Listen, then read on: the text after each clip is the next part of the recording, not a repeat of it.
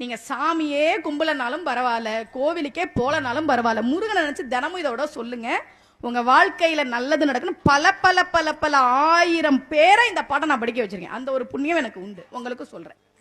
நாள் என் செய்யும்.